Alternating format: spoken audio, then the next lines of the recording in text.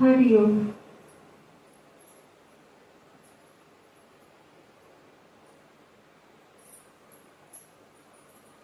हरिओम। तुलसीदास जी जब रामचरितमानस की रचना कर रहे थे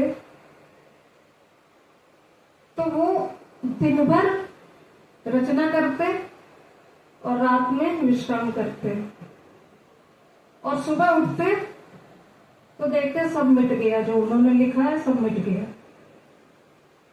संस्कृत में रचना कर रहे थे तुलसीदास जी। सप्ताह भर ऐसे ही चला, रात में लिखते, सुबह सब मिट जाता।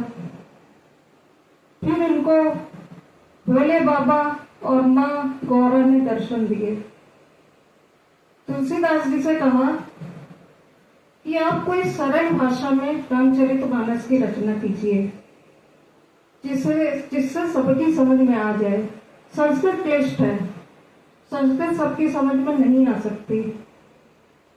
तब तुलसीदास जी ने अवधि में रामचरितमानस की रचना का शुभारंभ किया।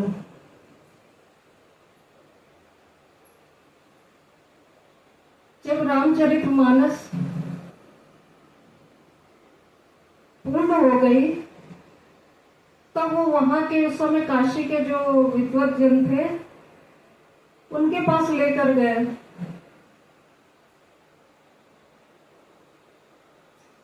उन्होंने उसको ग्रंथ मानने से मना कर दिया, उन्होंने स्वीकार नहीं किया।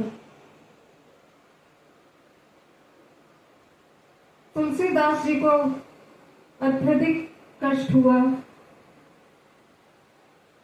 उन्होंने कहा कि आप इसको भगवान के सामने रख दीजिए। तो जो पंडित थे, विद्वान जन थे, उन्होंने सबसे नीचे श्री रामचरितमानस को रखा और उसके ऊपर सभी 18 पुराण वेद आदि रख दिए। और यहीं पर तुलसीदास जी की रामचरितमानस की परीक्षा होनी थी।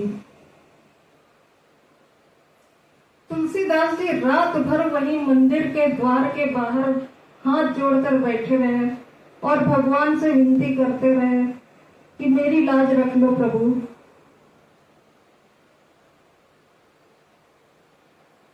कहते जब सुबह पंडित आए और मंदिर के कपाट खोले तो देखते क्या है कि जो रामचरितमानस थी वो सबसे ऊपर पहुंच गई और सब नीचे। और जब उसका प्रथम पृष्ठ पर देखा